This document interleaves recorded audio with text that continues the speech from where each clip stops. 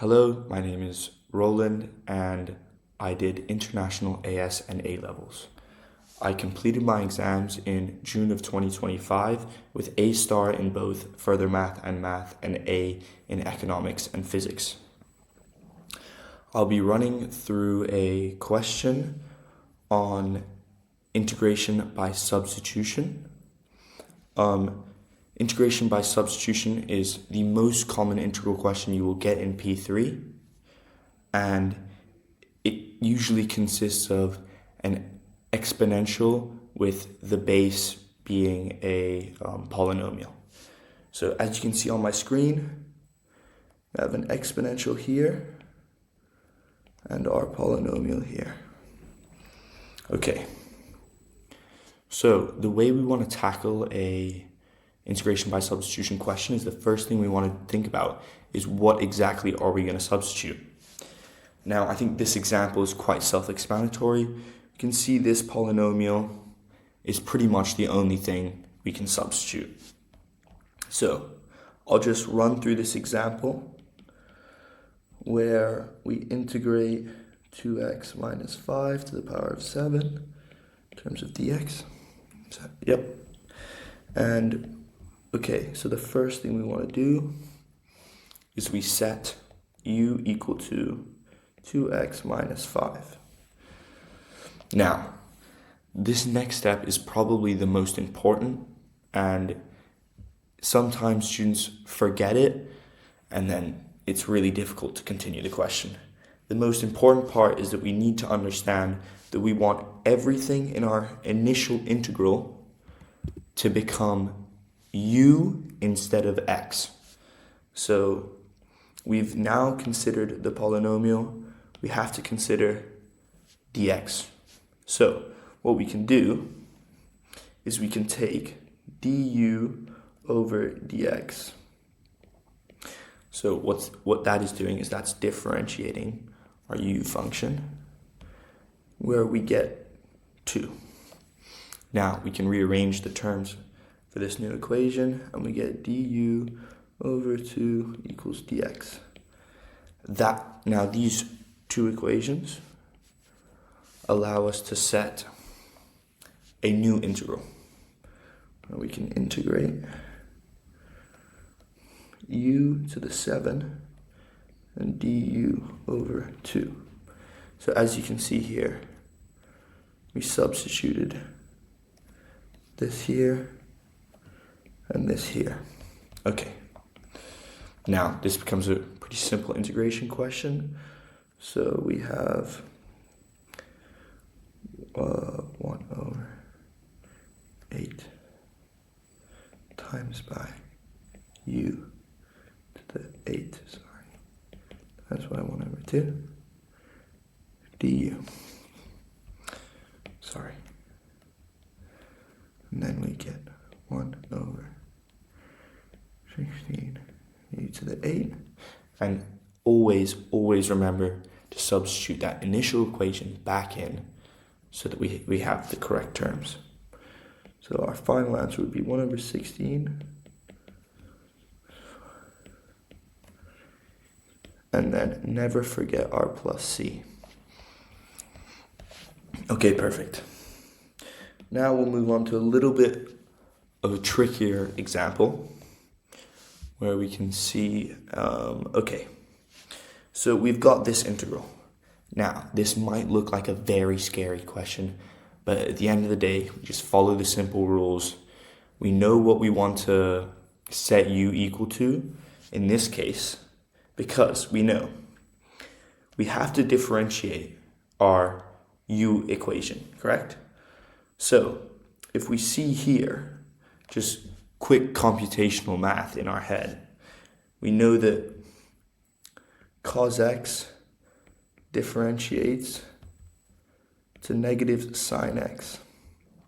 That's perfect, because if we have sine x here and sine x here, it cancels out.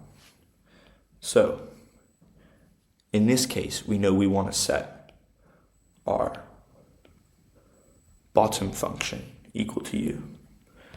So let's just tackle this question.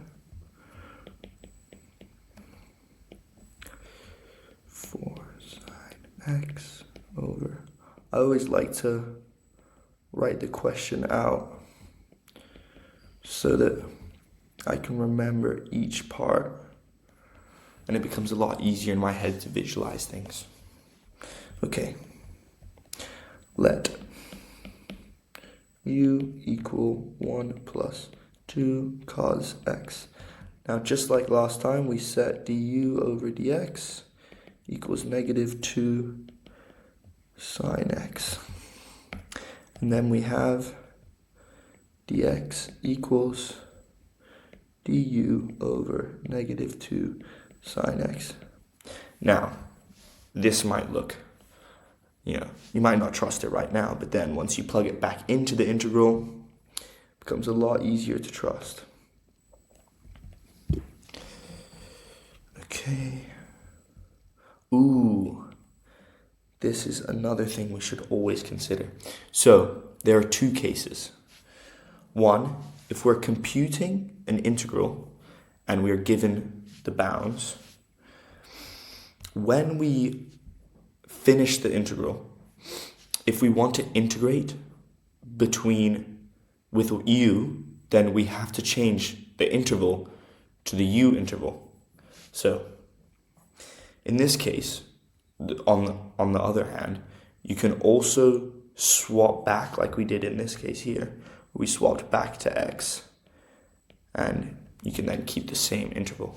Otherwise, you have to change it. So I'll just give a quick example so we have pi over 3, u equals 1 plus 2 cos pi over 3. Let me just check.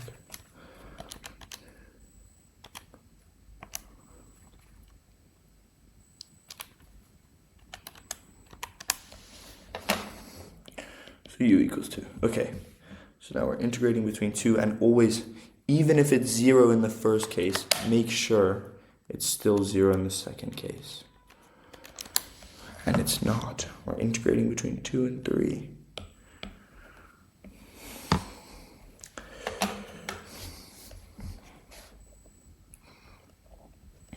Okay, let's substitute back in 4 sine x over u du over, multiply that, div 2 sine x. Okay, now we integrate between 2 and 3, cancel sine x and sine x, and we've got negative 2 over u du. Then we're integrating now. We've got negative 2 outside of ln u 2 and 3.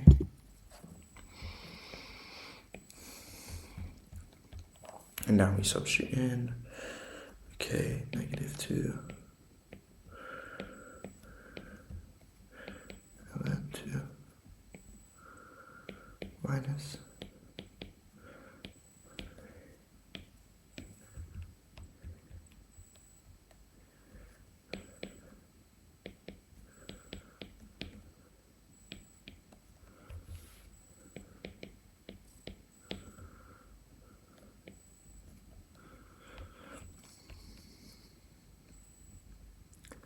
okay, now we consider the powers.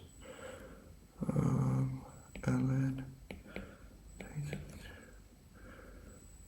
minus ln.